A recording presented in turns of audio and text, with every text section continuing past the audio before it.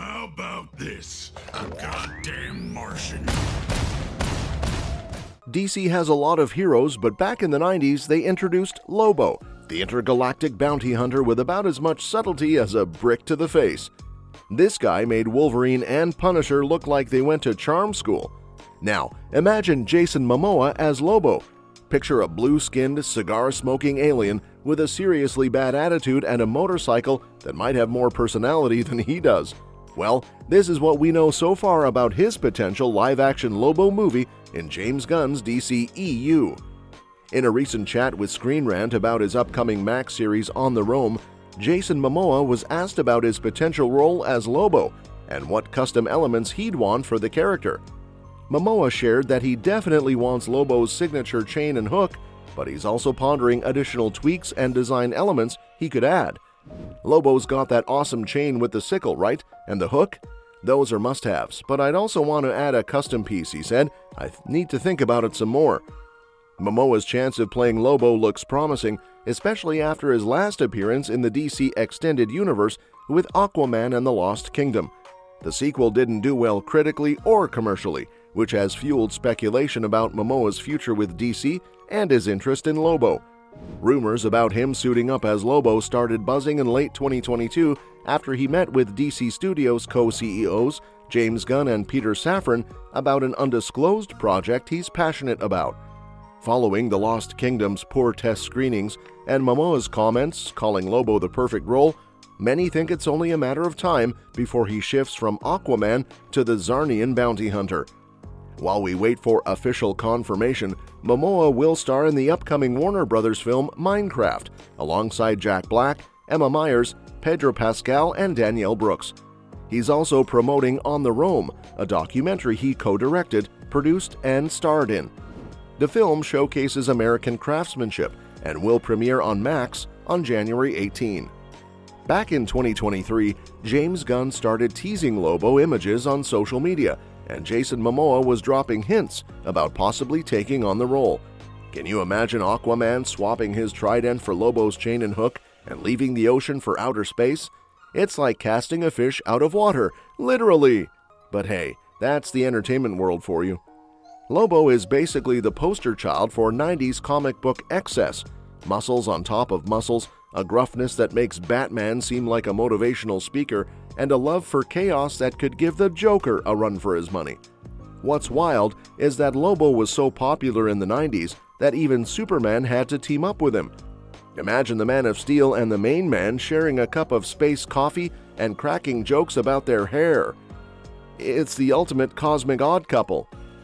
If Jason Momoa does step into the role of Lobo, he'll be channeling a character who's the very definition of larger than life. In the comics, Lobo is known as the Main Man, a title he gave himself. Why? Because he's the self-proclaimed top dog of the galaxy.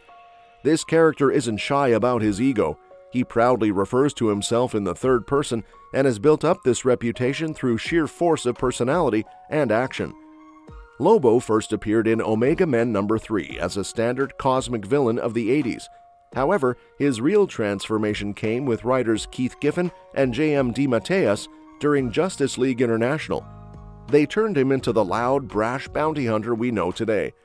By the 90s, Lobo was DC's answer to gritty anti-heroes, and his self-styled nickname fit right in with the era's rebellious spirit.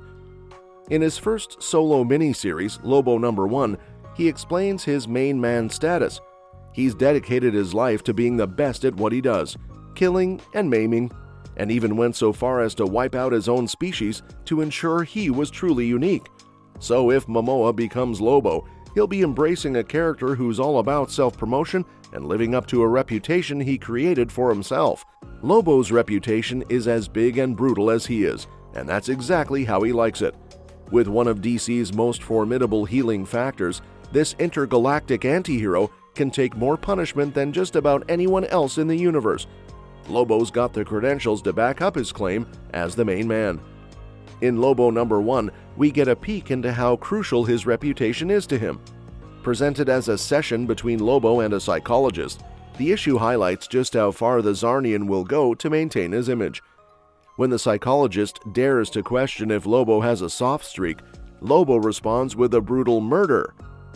His personality and history are as defined as they are outrageous. He's profane, womanizing, and ultra-violent, all while making sure everyone knows he's the top bounty hunter in the galaxy. From the start of his solo series, Lobo's main man persona caught on and helped him become one of DC's most recognizable and unhinged characters. His incredible healing factor means he can withstand almost anything thrown his way, solidifying his status as the ultimate badass of the cosmos. How will Lobo fit into James Gunn's Gods and Monsters chapter of the new DC EU? That's the big question fans are buzzing about. As Gunn redefines the DC universe with his new vision, Lobo could be the wild card that shakes things up in the most exciting way.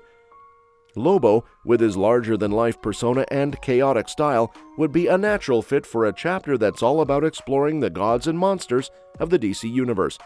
His intergalactic antics and outrageous personality are a perfect match for a world that's diving deep into the mythological and fantastical aspects of DC lore. Lobo's role as a bounty hunter with a cosmic edge makes him an ideal candidate for exploring the monsters aspect of this chapter. His penchant for violence and mayhem aligns with the darker, more chaotic elements Gunn seems to be interested in. Imagine Lobo navigating through a universe populated by gods and mythical beings, causing chaos and taking on missions that only he can handle. A new kind of anti-hero with Lobo's history as a self-styled main man, his arrival in the new DC EU could shake up the traditional hero-villain dynamic. Unlike the usual capes and tights, Lobo is a rebellious, unorthodox character who operates by his own rules.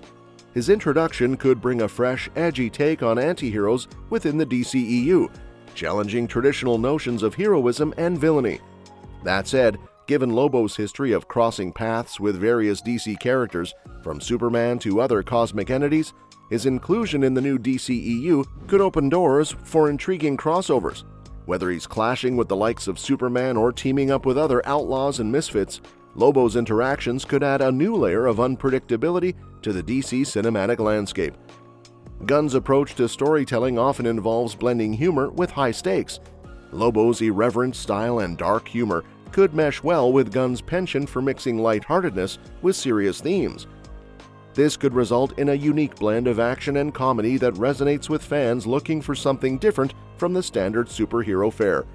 Lobo's inclusion in James Gunn's Gods and Monsters chapter of the DC EU could bring a dose of intergalactic chaos and irreverence that complements the new direction of the franchise. Whether he's causing mayhem or teaming up with other characters, Lobo promises to be a standout addition to this reimagined universe. So, as James Gunn and Jason Momoa flirt with the idea of bringing Lobo to life on the big screen, just remember, the 90s gave us some pretty wild comic book characters, but Lobo? He's in a league of his own.